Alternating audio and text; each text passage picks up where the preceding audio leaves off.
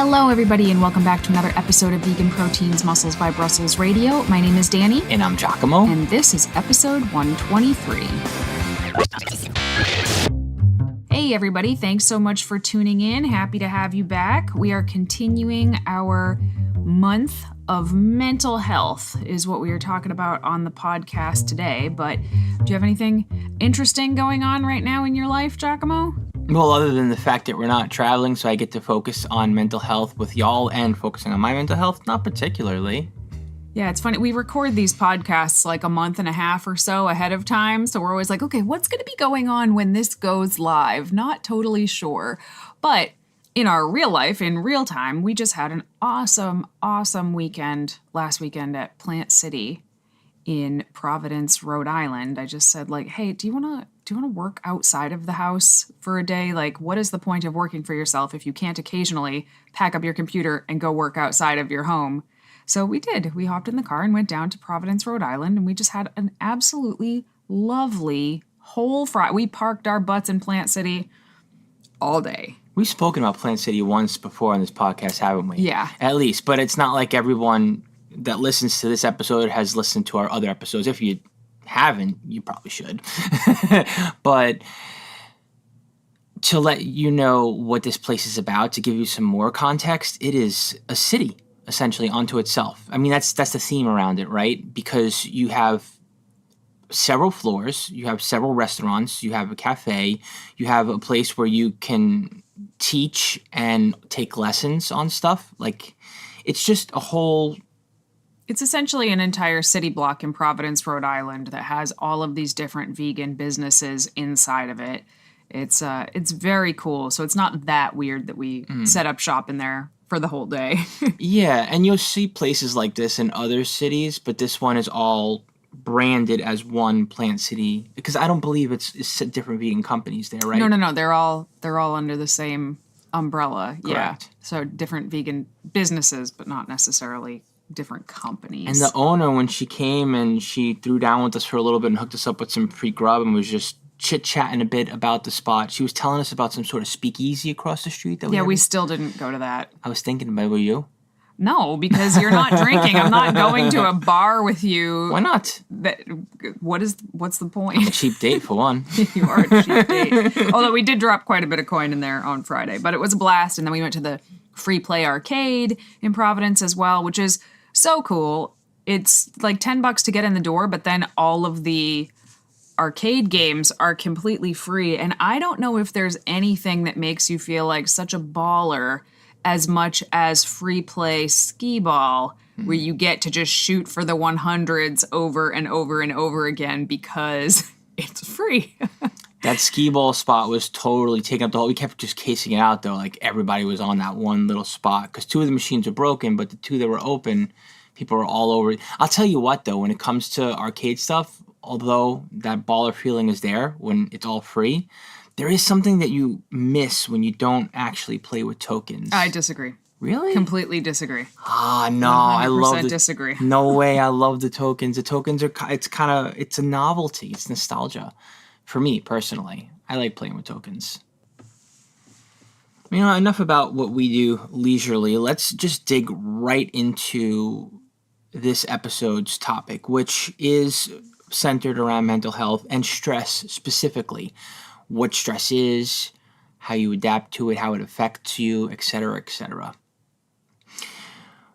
From as early as I can remember, when disease has been discussed around me, even as a child, I distinctly remember adults telling me, like, yeah, stress will kill you. And I never really understood what that meant as a kid. I would always just think about getting sick in terms of getting cancer or having a disease. Like, you know, I smoked myself to death, so I had lung cancer, this, that. Like, that kind of reasoning was easy for me as a child. But stress never made sense to me until I was an adult. And then I realized... Oh my gosh, can stress wreak absolute havoc on you? And you think you are in control, and you think because you can manage it well and you can adapt and you have the capability of adapting to it that you actually are, until you have little moments and snippets in time when you realize how much stress you're under because you're not under stress, and you're like, wow, like stress can really mess with you. Yeah, stress seems to be one of those like slow boil situations where you don't actually realize how bad it is because it just creeps on so slowly. And then one day, for whatever reason, it just hits you like a ton of bricks. Like, holy shit, I am stressed out. And there are real physical implications of stress. We've made podcasts about stress, the silent gains killer, because it's true. Like the more stressed out you are, the harder of a time you're going to have building muscle and losing fat and so many other things that your whole health encompasses. Why don't we start off talking about the different levels of stress? Why don't we get a little bit smart about this stuff so we know how to categorize what our experience is? There are 3 different levels of stress. The first level is acute. That's when whatever stress you're experiencing is new. Then there is episodic acute, which means that whatever stress you're experiencing is happening frequently. And basically you're in crisis mode more often than not. And finally, there is chronic stress, where whatever has been happening for a long period of time. So these 3 levels of stress help you measure what kind of stress you're under and what you're experiencing, rather than just being like, haha, I'm an adult, I got a lot of responsibilities, I'm under stress, blah, blah, mental health, ha, ha, ha, I'm doing the best I can. Like, well, you can do better. You can identify what's going on that's compromising your mental health and better understand it. Mm-hmm. So, and I would care to wager that every single one of us at one point or another in our life is currently, and will experience different levels of stress in their lifetime, whether they are admitting it and aware of it or not. And I always feel like it's better to be aware. Yeah, and you actually bring up something that I think is really interesting, and you said it as like a ha ha ha thing, but people do have a very ha ha ha approach to stress, I think, in general. And while I agree, certainly every adult is going to have various degrees of stressors in their lives. And I think that is just part of life, is the fact that stress will come for us at some point, at different degrees, for various lengths of time, etc. But it's not funny because, some people are just like, ha ha ha, I'm so stressed out all the time. I'm living on 12 cups of coffee and 2 minutes of sleep. Hee hee hee. Adulting is hard. And like, I get it. I am the queen of self-deprecating humor, much to Giacomo's chagrin. But it's really not funny, and it shouldn't be taken super lightly. It should definitely be examined, because stress can and likely will shave literal years off of your life by doing things like increasing your blood pressure or even your cholesterol. It's correlated with heart disease, diabetes, strokes, all kinds of things that can kill you. It's not funny, I guess. Correct. And all while this is happening, your quality of life is diminished on a personal level, in terms of your relationships, how you show up in the world, how the world speaks to you. I mean, the universe has a way of treating you the way that you want to be treated. Not sometimes. Sometimes bad things happen for no reason at all. Sometimes, though, the universe is treating you exactly how you're asking to be treated. It's a combination of the two. I can't say which one is going to... That's a hot button topic for me. I know. But there are some things that you can actually control. Mm-hmm. And how your systems are showing up in the world and how you're feeling can be directly affected by stress. Let's go ahead and dig a little deeper, if you will, in terms of how stress actually affects your body as opposed to the levels. I agree.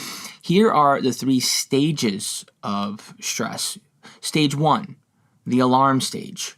Your central nervous system, or your CNS, is awakened. You are now in fight or flight mode. That is your frontline immediate response to any trigger, no matter how light, whatever.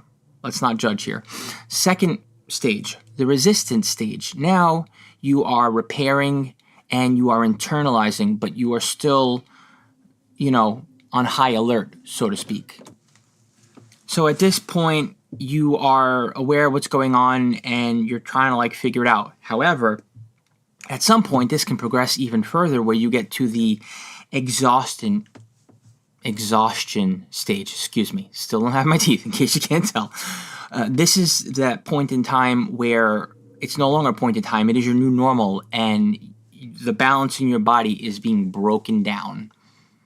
So you could imagine what these different experiences might feel like when you're no longer going through the motions and you're actually thinking about what's happening. And guess what? This stuff's painful to tackle head on. No one wants to be vulnerable, not even to themselves sometimes. Sometimes it's like self-preservation and you just want to just shut up and do the thing. But there's real consequences to that. And, you're not afraid to take care of your physical health and by becoming more physically fit, or you probably wouldn't be listening to this podcast.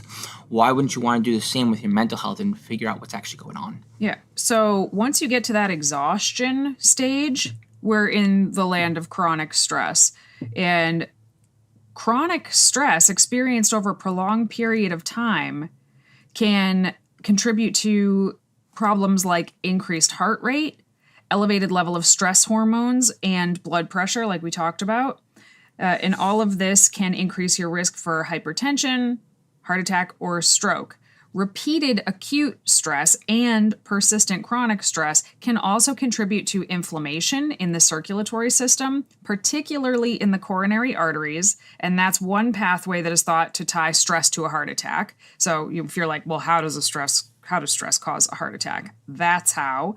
And also, the associated risk for heart disease appears to differ for women depending on whether the woman is premenopausal or postmenopausal.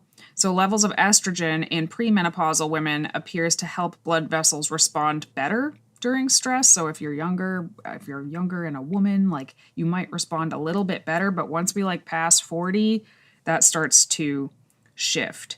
So, there's so many ways that stress affects your health that you don't even realize. It's like a domino effect. When you're stressed out, you don't sleep as well. When you don't sleep as well, you're dealing with all of the problems that come from sleep deprivation as well. And when it comes to your actual fitness, if you're not convinced enough, we all have heard about the evil hormone cortisol, the stress hormone of cortisol, which causes fat storage, causes water retention, makes it harder for you to build muscle, makes it harder for you to perform and recover from your workouts. It's a really big freaking deal. Right. And people look at this thing from a utilitarian standpoint because, again, they're interested in physical fitness and they feel like they can control things. And in a lot of ways you can. You can break out tools from your kit. You can use your skills. You can diet down and take body fat off. You can train harder and grow muscle. You can do stuff like that and you will get results, but your results will not be as good and they will be harder to get as well. So it's like, how do I say? You're missing the forest for the trees. Mm-hmm. Right? Just because you can do those things doesn't mean that is the only thing that you should be doing to take care of yourself. And what is your net result at the end? Yeah. A worse result and a worse process. This is going to be a beast of a podcast because we have so much to say about this. So other ways it affects your health, your gut. You know how when people get stressed out, they get butterflies in their stomach sometimes, or they get a nervous stomach?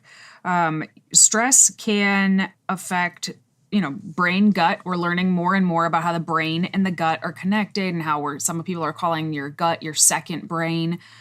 Stress can contribute to pain in the stomach, bloating, other kinds of gut discomfort, things like diarrhea or even constipation. It can change your gut bacteria, which in turn can influence your mood and vice versa. So it's really, really important to consider these things. The other thing is it can affect your esophagus. So we all know that when we're stressed out, a lot of us tend to eat more, right? Or drink more, or some people pick up smoking, or all of these other unhealthy habits that we use to deal with stress, which we'll get into later. But those can result in things like heartburn or acid reflux, and too much acid reflux can contribute to esophageal cancers.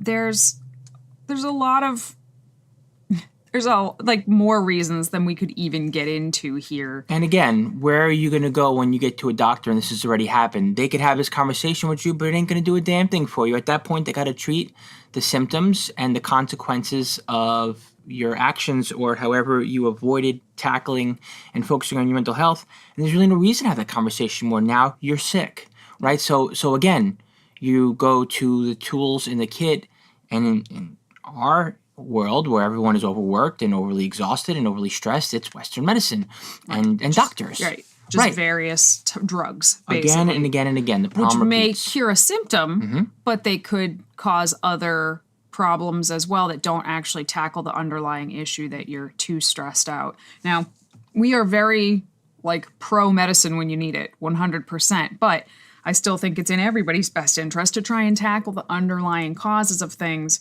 which, we're not going to say, oh, we can solve your stress by the end of this podcast, but we hopefully will be able to arm you with some tips and tools to look at things differently and maybe approach situations differently. Yeah. It always helps to know what's going on so that you can make changes and take care of yourself better. No one's arguing that there will be periods in time where you cannot properly take care of yourself. And you can be well aware that or just manage the stresses in your life well. That's life. That's part of the human experience. However, there's ebbs and there's flows. And when you know that you're not taking care of yourself to do something, you also know that there should be a period of time where you can hopefully focus on recovery because you're aware of what you need to do and how to do it. Hey listeners, we hope you've been enjoying this episode and we appreciate your love of all things vegan fitness. For those of you who want even more support on your vegan fitness journey, check out our Muscles by Brussels community and become a member. By joining the team, you are one of our exclusive VIPs. As a member, you'll find over 200 macro-friendly, high-protein recipes that can meet any of your meal planning needs. You'll also receive training programs that update monthly. This training has progressive overload built into it, so you can be sure if you're following the program, you are making progress. All of this and more is located inside our Vegan Proteins members-only app. As a Muscles by Brussels member, you'll unlock bonus courses, challenges, and more every month. You'll also be invited to our live Zoom video calls, which happen 2 times a month, and are absolute gold to those who show up. And if you can't make the calls, don't worry, you have the opportunity to email us whenever you want. You'll receive a video response to all of your questions from one of the coaches here at Vegan Proteins every time you message us. Members also receive 40% off many of our other services. And of course, our private community of like-minded individuals is like no other. Best of all, you can try this membership out for a full month at no cost to you with this special offer for our listeners only, because we appreciate and want to fully support you. Use the link in our show notes to sign up for your free trial today. We hope to see you on our next live coaching call. So, okay, are we ready to move on to how to do that, how to start to do that? Yeah, sure. All right, awesome. Want to start with some coping mechanisms? Nope. No? We want to start with the fun stuff? I want to start at the beginning. Okay, let's which hear it. I think is identifying the sources of stress in your life. First and foremost, how are you supposed to tackle and change something if you don't actually have any idea where it's coming from? Which might sound silly to some people, like, duh, I know where it's coming from. But for a lot of people, they actually don't know where it's coming from. So just like when we start to, undertake any sort of fitness goal, weight loss goal, muscle building goal, you have to take inventory of where you're at right now. When it comes to the stress in your life, I think it's very important to try to take inventory of where that is right now, where it's coming from, and what is causing it. Do a brain dump, get it out on a piece of paper, journal, talk to a friend, a loved one, hire a professional like a therapist to talk to, do some mindfulness work, do some breath work so that you can calm your parasympathetic nervous system down and focus a little more. Oh, we're so far ahead of where we're at right now. Are we? Oh, yeah. Meditation. Okay. Where are you going? I'm still on step 1 here. Okay. So, to identify what's really stressing you out, it's a good idea to look closely at your habits, your attitudes, and even things like your excuses, which is really hard to look at. So, do you constantly explain stress away as temporary? I am super guilty of this, just saying things like, I just have a million things going on right now. even though I can't actually remember the last time that I like deliberately took a breather. So are you doing things like that? Do you define stress as an integral part of your work or home life? Saying things like, things are always crazy around here. Or do you define it as just a part of your personality? Like, I have a lot of nervous energy, that's all. Figure out if you're doing those sorts of things. Do you blame your stress on other people or outside events, or view it as an entirely normal and unexceptional thing? Ask yourself those things. Have you completely normalized this stress, like we talked about earlier? It's like, oh, this is just part of your life. I really, truly believe that until you accept responsibility for the role you play in creating or maintaining that stress, your stress level is going to stay outside of your control. And you guys know how I feel about control, and, you can radical accountability, accept control of the things that you can control. That's very, very important. And then you can't control the things you can't control, which we'll also get to. So like one of the tips that 𝐾𝐨𝐧'𝐭 started to mention here was like journaling, right? So starting any kind of journaling ritual or whatever is going to be helpful, but a stress journal specifically, just like you would keep a sleep journal or a training journal, starting a stress journal can help you identify the regular stressors in your life and the way that you deal with them, which is critical, that last part. How do you actually deal with them? So every time you feel stressed, make a note of it in your journal, or you can use like a little tracker or notepad on your phone, and you want to write down what caused your stress, and you can guess if you're not sure, how you felt both physically and emotionally when it happened, how you acted in response, and what you did to make yourself feel better. It'll take you 30 seconds to write it down when it happens. So not something you necessarily have to incorporate as habit or routine, just like a little checking, if you will. Yeah. Right? Because I don't know about you, Danny, but me personally, like my breaking point lately has been I'm constantly stacking habits. I'm constantly adding to my routine. I'm constantly working on myself. I'm constantly trying to grow. Growing is pain, but like at some point, that in of itself, in my personal opinion, can be a problem. At some point, some checking as opposed to obsessing about growth. No, seriously. I mean it. I agree. As you're talking, I'm just like, ugh, that sounds stressful in and of itself. Yeah. That is my dis-ease, if you will. The constant, like, there is no stop to growth. Growth is painful. Keep going. It's like, well, sometimes you have to pick and choose, and sometimes a little bit of checking here and there in different areas. Kind of like how we do our habit challenges once a month with the team. It's like you can't do these all at once. Each month is kind of like a check on something good you should do. Yeah. And spoiler alert, that's part of our membership with Muscles by Brussels, and you should be a member because we do a lot of cool stuff together. Yeah. But yeah, no, I get what you're saying. I'm not suggesting that you just obsessively start a stress journal, but let's say somebody has a really unhealthy relationship with food. They're binging and restricting and doing all of this crazy stuff.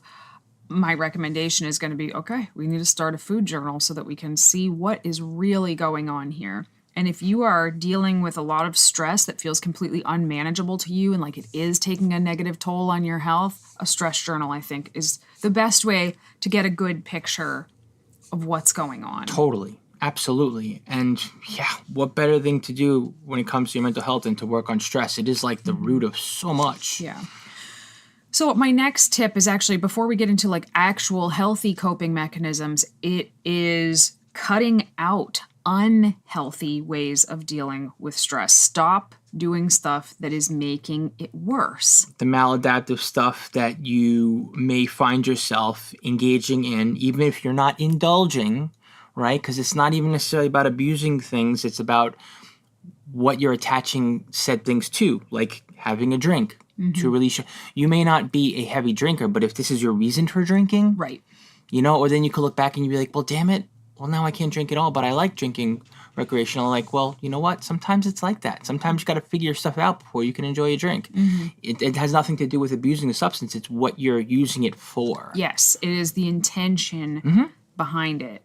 So, a lot of people resort to unhealthy and unproductive ways to cope, whether they realize it or not, and there's a reason for this. Like, you're not just an idiot if you do these things. When you do them, they do temporarily relieve your stress. Correct. So there's a really good reason why we keep coming back to these things. But in the long run, they actually cause more damage. So Giacomo mentioned a huge one just now, which is like Drinking drugs. drinking, smoking, smoking, drugs, yeah, that sort of thing. Food, obviously, which is a terrible one. Food. Because you can't avoid it. Right. Oh Food, my gosh. binging on like junk foods or comfort foods or just overeating. In general. The next one actually often goes in combination with the food, which is zoning out for hours in front of your TV or your phone. Yeah, avoiding whatever it is that your experience actually is. Yeah. Withdrawing from friends, family, and social activities. Yep. Sleeping too much. Yeah. Filling up. This is okay. Listen up, audience. We know you guys. Filling up every minute of the day to avoid facing problems. Basically, staying super, super productive on things that actually are not moving you forward at all. Yeah. Which is exactly what Giacomo was just talking about. Exactly. And then there are other things that you could be doing, like impulsivity, just making decisions like on this drop of a dime, at the snap of a finger, because it's easier to do something in an impulsive way to just give you a little bit of a dopamine hit or a little bit of pleasure or this or that instead of dealing with what you actually need to deal with. Yeah. Or in a worst case scenario, like real self-harm. Yeah. Procrastinating can be a big coping mechanism for stress. A lot of us have done that. You have a looming project coming up, and every time you think about it, you're just like, I'm going to go find something else to do. And lastly, taking your stress out on others, lashing out, angry outbursts, just generally being a wildly unpleasant person. I promise you that is not going to get you anywhere in the long term. So, when you're keeping this stress journal that I mentioned before, you have to really ask yourself if you're doing these things, because a lot of times you can justify them, right? I can go back and I can justify every single one of these things. Well, I wasn't lashing out because I was stressed. I was lashing out because so-and-so was an idiot and they needed to know about it. I wasn't lashing out because I was stressed. Somebody left a spoon on the counter and I just needed to make sure that everybody knew about the spoon on the counter. Or I procrastinated because it was too hard. Or I was binge eating because I was just too damn hungry. Or I'm sleeping too much because I've been so tired. Like, you have to really ask yourself if you're really doing, like, why are you really doing these? And you have to be very honest with yourself. All right, moving on. We're moving on to the next part. We're going to practice the 4 A's of stress management. Okay?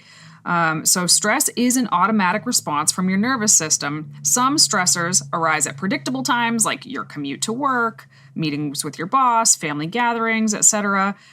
So when you're handling predictable stressors, you can either change the situation or change your reaction. So when you decide which option you're going to do in any given scenario, it's helpful to think of the 4 A's. Avoid, alter, adapt, or accept. Okay? Let's go through these.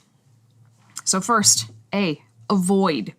This is a life changer. So it's not unhealthy to avoid a stressful situation that needs to be addressed, but you may be surprised by the number of stressors in your life that you can eliminate.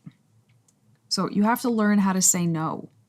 That is absolutely key. You have to know your limits and stick to them.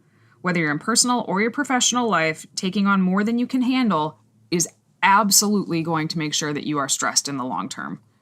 So learn to turn down things that you know are going to stress you out. Or be aware.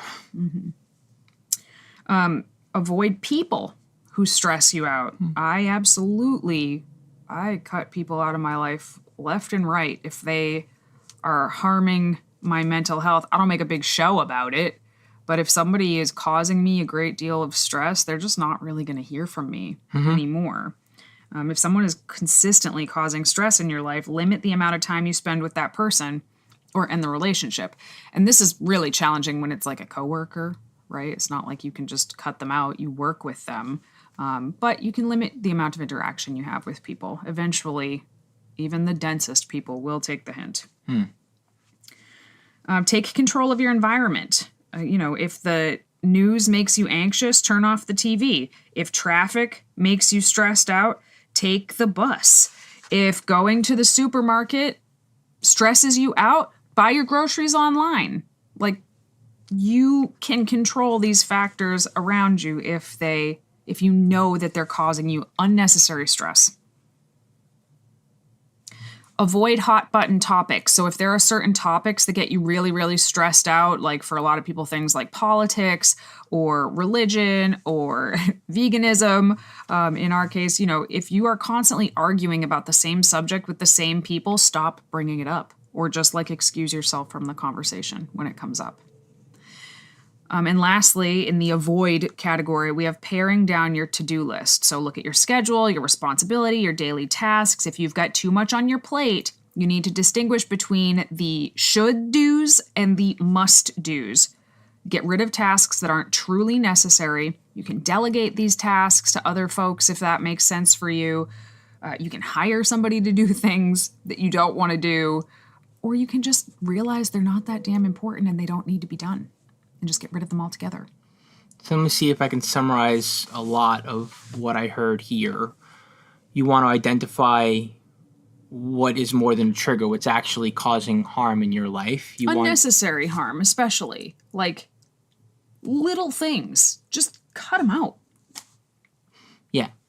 You want to simplify, essentially, and which is in the similar vein of reducing the harm, the things that you've identified that are in your life that you don't want in your life, whether it's things that you're doing or people, right? Mm-hmm. Boundaries, we love that word when it comes to mental health, but it exists for a reason. Boundaries are healthy, even if they're painful. Mm-hmm. And believe me, they're painful, but they are healthy.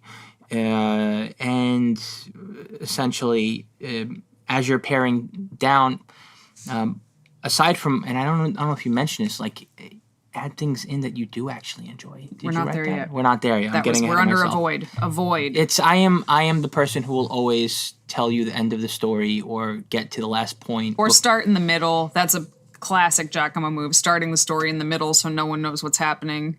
That's me. You're going to have to get used to me. I'm the other voice in this podcast, and I'll be here all day. Thank you much. No one's used to it yet. Nobody. Not even me. Just kidding. Oh, gosh. But yeah, and then finally, you just, again, check and recheck. Take stock of what's going on. Write this stuff down. Yeah. So the next A stands for alter. So if you cannot avoid a stressful situation, which is going to be a lot of situations in your life, try to alter it if you can. So often this involves changing the way you communicate and operate in your daily life. So express your feelings instead of bottling them up. If something or someone is bothering you, communicate your concerns in an open and respectful way. If you don't voice your feelings, resentments are going to build up and the stress will increase. And you may be like, how is this altering the situation? Well, the other people that you're dealing with, they're not mind readers. Okay, we would love it if everybody we interacted with just knew and understood what we were thinking and feeling. But the fact is, if you don't open your mouth and say something, there's a good chance other people aren't going to know or they're going to misinterpret you. So how could they possibly react differently if they don't even know? So talking about what you're feeling, very important. Be willing to compromise.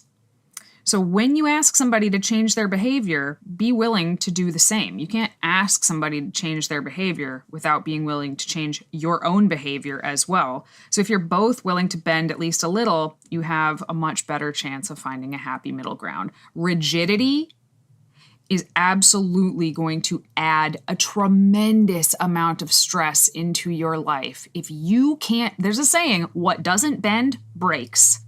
If you cannot bend, you will eventually break. So I think that's really important.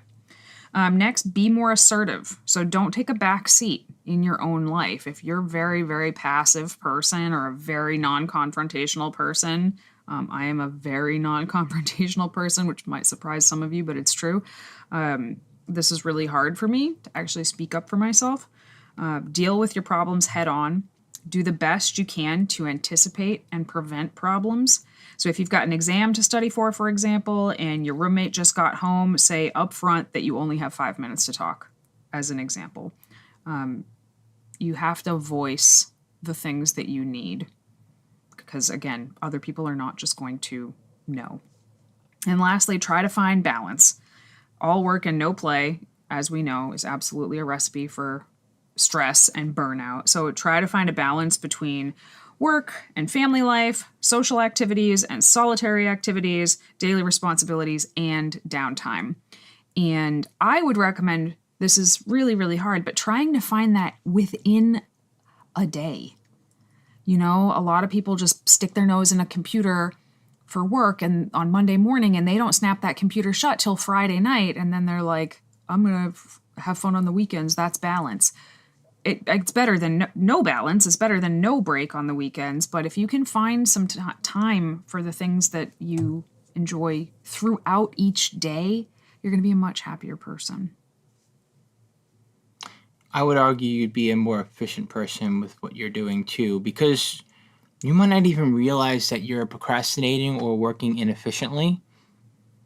And sometimes you are. Sometimes you're not. Sometimes you really are just plugging away at something tirelessly. There are projects, there are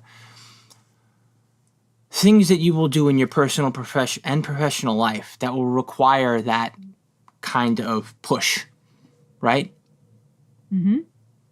And sometimes for extended periods of time. And you don't have to be apologetic about that. I mean, understand how it's going to impact you and others around you and your environment. But sometimes it's not only that, friends. Sometimes you are, in fact, procrastinating or working inefficiently because you're not doing enough for yourself while you're still plugging away. And everybody has a breaking point, too. Every study that I've looked at seems to show that people are only really productive for 4 hours a day, which is kind of like a terrifying statistic when you think about how most of us work well beyond that.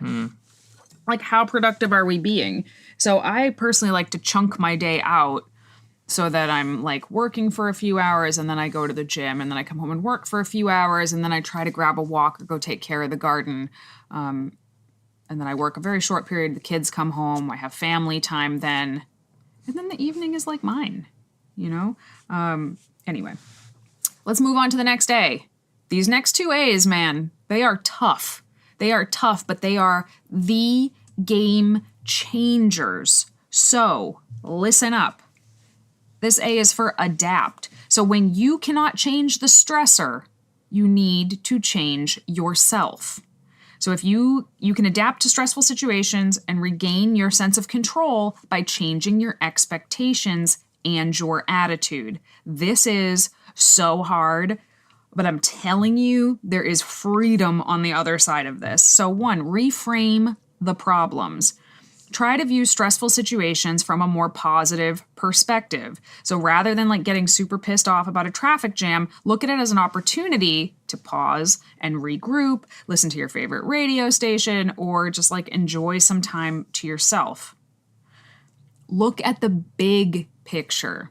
For so long, I was so like zoomed in on every problem in my life that I was just so angry all the time about everything. When I took a much more zoomed out approach, definitely changed my whole perspective. So take perspective of a stressful situation.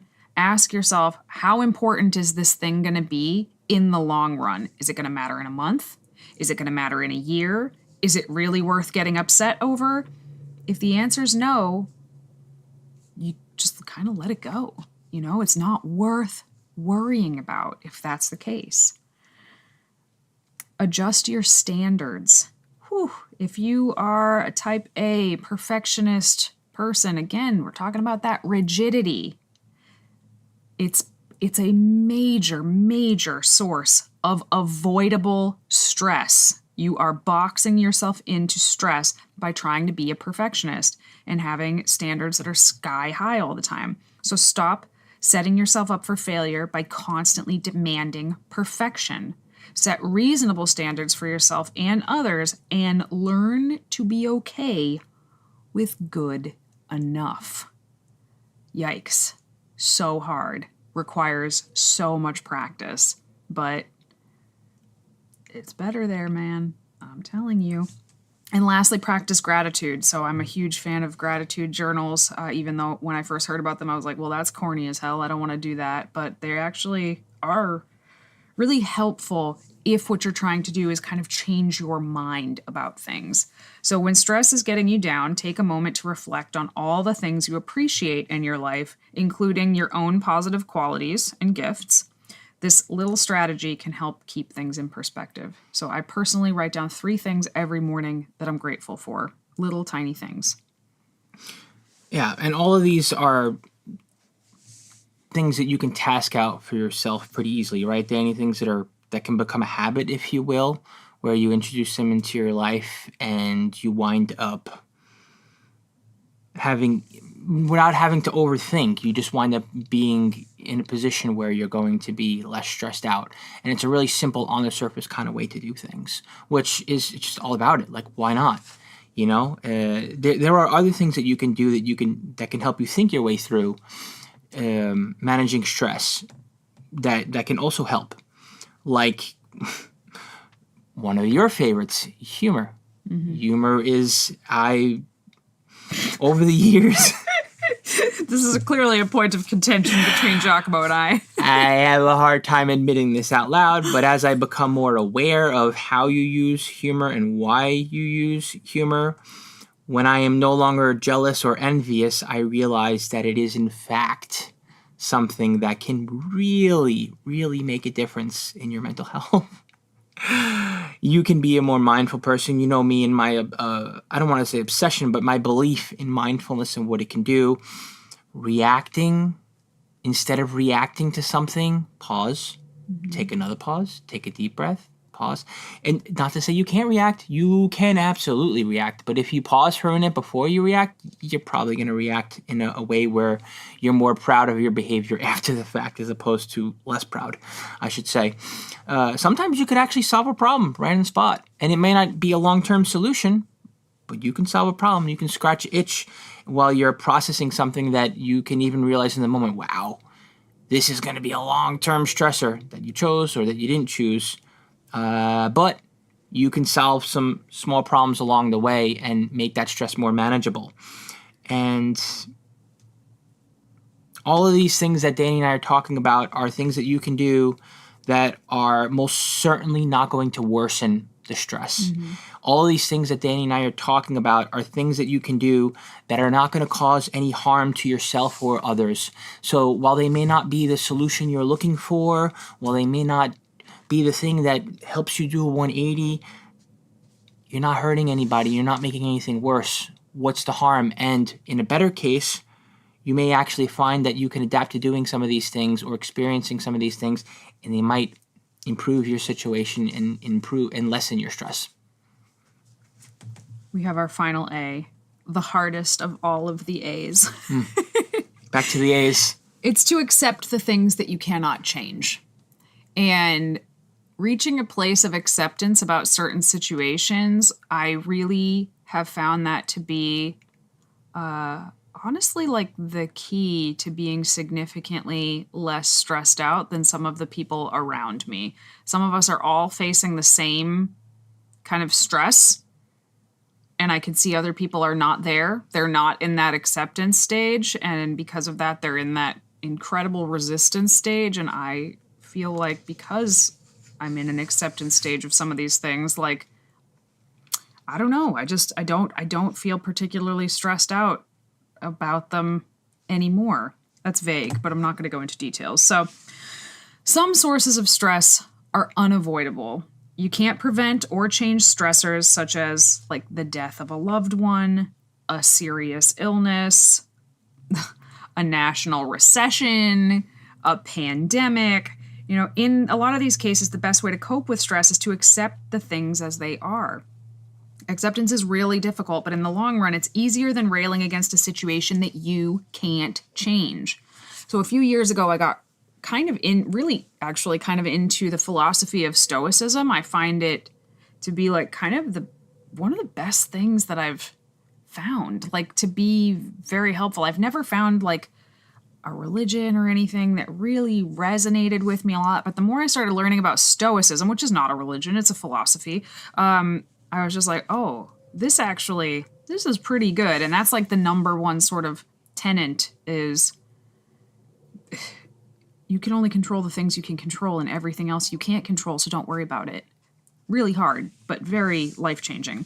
So don't try to control the uncontrollable. A lot of things are beyond your control, particularly the behavior of other people. You cannot control the behavior of other people. So rather than stressing out over them, focus on the things you can control, such as the way that you choose to respond to those people. Again, radical accountability of your own behavior. Important. Look for the upside in major, major challenges. Try to look at them as opportunities for personal growth. If your own poor choices contributed to the stressful situation, own that shit and reflect on it and try to learn from your mistakes if you can.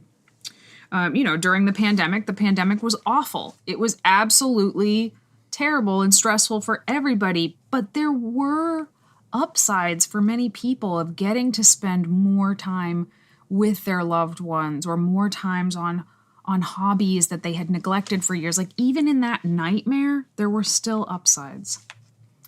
Learn to forgive. So accept the fact that we live in an imperfect world and that people make mistakes, sometimes really big ones. Try to let go of anger and resentments. And when you do that, you kind of free yourself from all of that negative energy and you're able to move on. And share your feelings, letting people that you trust know about what you're going through. It can be really cathartic. Even if there's nothing you can do to alter like that situation, it can just feel good to kind of get stuff off of your chest. So those are the 4 A's. Avoid, alter, adapt, and accept. And I think that they're very helpful anytime you're dealing with a stressful situation. I have more tips, but those are just the 4 A's. What do you think? What do you think about acceptance, 𝐬𝐿𝐾? I think it's an ongoing challenge because sometimes acceptance there's a fear around it that you're not going to solve problems that are short-term. You're not going to get out of your long-term stress. You won't find a solution. You need control. And that is, I suppose, the anxiety trigger that can come with needing to immediately manage and adapt to some sort of new stress or some sort of confusion around stressful environments or situations or long-term scenarios. So there's struggle there for sure, I would say, for most. But you can always come back to acceptance because it is the one thing that you do have control over. Mm-hmm. Yeah, your perspective. Your perspective is the thing that you have control over. And it's really easy to look at a terrible situation and be pissed off about it, almost especially if it's out of your control, right? It's easier to be pissed off about something that's out of your control because there's nothing you can do about it. So, if it was in your control, you could actually fix it. But trying to shift your perspective, and it can be really hard. Like sometimes you're really digging for that silver lining to hang on to. But that's okay because, when we're doing this, we're really trying to improve the quality of our own lives. You're not lying to yourself. You're trying to find something to hang on to improve your own mental and physical health and improve your quality of life long term. The next tip is kind of a duh, especially for this audience, but exercise. Yeah, this is the fight, right? Mm-hmm. This is where excuses, this is where we become less about, just take care of yourself and everything will be all right and just accept it. No, we also, we're hard up about this stuff. Like, do not create excuses. Do not be passive. Do not victimize. You are absolutely in control. It's just a matter of how you process things, right? So absolutely you should be fighting.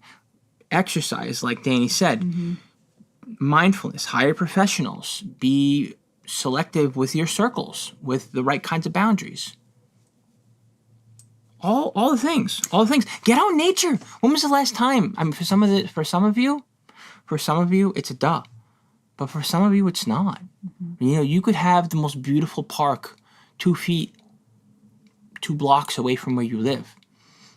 But if you have to ask yourself when the last time you went out there was and you looked at a bird or I'm serious, anything, just being a little more connected, getting out of your head, getting out of your own way instead of staying in your lane because you're on a mission, and just enjoying the world for all that it has to offer can really help. Yeah. Stuff like that, spending time with loved ones, the opposite of isolating.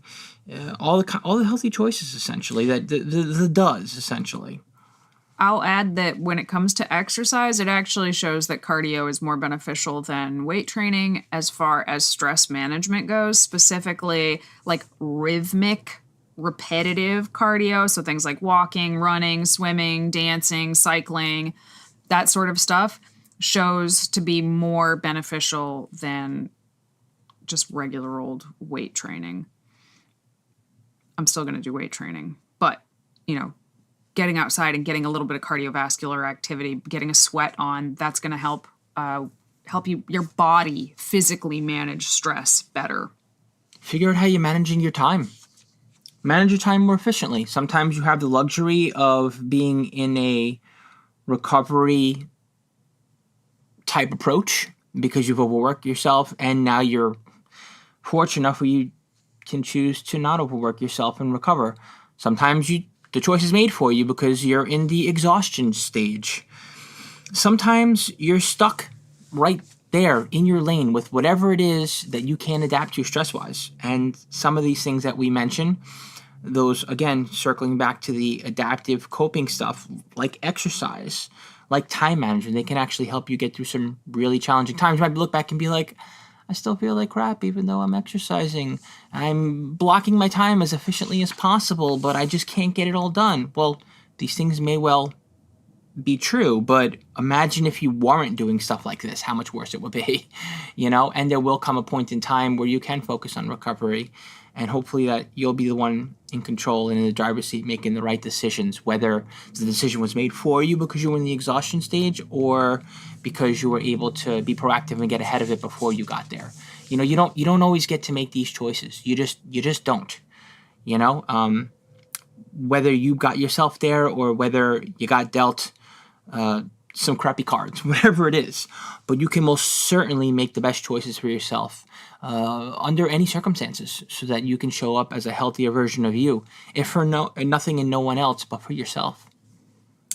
My last tip, I guess, is to make time for fun and relaxation. So I know we kind of touched upon this earlier, but it is really important to build that time into your day, into your weeks, into your months, into your years, and not look at them as a distraction or something that's keeping you away from the other, quote, very important responsibilities that you have to do.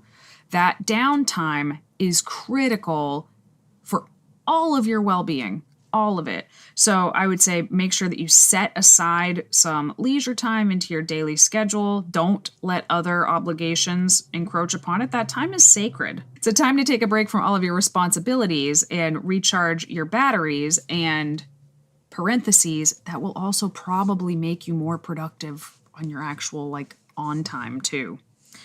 So try to do something every day that you enjoy, regardless of what it is, just something that is nice and leisurely. Keep your sense of humor. I really, really believe in the power of laughter and humor. I love to laugh, guys. I don't know if you know that because ~𝐸𝐾𝐿 so damn serious all the time, but I love to laugh. It kind of drives him crazy. We have very different senses of humor. That and I is think true. Our senses of humor are lost on each other, actually, which I suppose makes us the perfect odd couple. Yeah, mine is good and yours is terrible. No comment. Case in point. But no, I really do, watch some stand-up, watch a funny sitcom. If you have a friend that you can that you really jest with, and like, you know what I'm talking about, when you have those friends that you can just kind of rib each other and it's hilarious, but also it's not mean or bullying at all because you trust each other enough to know that it's all in good fun and all in good spirits. That's like, those are the best possible friendships on earth, is when you can really, really rib each other and just like laugh your butts off. Keeping a good sense of humor, even around kind of crappy things, I think that it's a good thing. You know, my therapist might slightly disagree with me, but that's okay. I'm standing by this one. So he can take that. So also you can start up, like Giacomo has mentioned many, many times, a relaxation practice, specifically a mindfulness practice, a meditation practice, a yoga practice, anything like that. Okay, so now that I brought it up, he's not going to add anything on. So what's that? The yoga, the practice and all that? Yeah. Well, it's nice because you get some sort of support, right? It's social support when you train. Not everyone... You get social support when you meditate? No, yoga. Oh my goodness. Well, you can do group meditation. Absolutely. Not everything has to be done with introversion behind closed doors. Sometimes you got to get out and get that kind of support, even if you're not chatting with one another. And I know not everyone here is a bodybuilder, but a lot of y'all are into bodybuilding because we are. So I'd imagine you make up a chunk of our audience. Bodybuilding's kind of a lonely sport. I still, to this day, miss sports that I felt like I was more connected to others, head-to-head stuff. I did that growing up. It's a major void. But you can absolutely do other things to gain some social support that are also athletic and helpful for your physical health and physical fitness. Okay. That's an interesting turn there. So relaxation techniques like yoga, meditation, deep... Listen, I try to keep him on task, guys. Nope. Relaxation techniques like yoga, meditation, and deep breathing, what they do is they activate the body's relaxation response, which is a state of restfulness that is the opposite of the fight or flight stress response. So when you learn and practice these techniques, your stress levels decrease and your mind and body become more adept at like being able to do that in stressful situations. So that is why one might want to incorporate a relaxation technique. Or, you know, join a college sport, apparently, if you're Giacomo. Big yikes. All right. So there are some other tips here. But basically, these are the really big ones. I know we gave you a lot in this podcast. There are some other ones that I would also put in like the kind of duh category, but I'll mention them very briefly here. You know, eat nutritiously, eat a well-balanced diet loaded with nutrition. That's going to help your body combat stress, get really good sleep, stay hydrated, have good social connections, manage your time at work better, break your work down into like little chunks and delegate what you can. All of those things I think are also helpful for managing stress. But really, if you take one thing away from this, I would say those 4 A's, write them down somewhere so that when you're next faced with a stressful situation, you can go through those steps and see what you can do to kind of chip away at it to make it less stressful for yourself. Thanks so much for tuning in to another episode of Vegan Proteins Muscles by Brussels Radio. Please reach out to us on socials at I Am Just Athena, at Muscles by Brussels, at Vegan Proteins. Go to veganproteins.com, hit the contact button, shoot us an email. You'll always get a response. Stay in touch with us. Consider joining our Muscles by Brussels community by becoming a member, and you get exclusive content and access to our private community and us, and so much more. Once again, my name's Giacomo. And I'm Danny. I'll talk to you soon.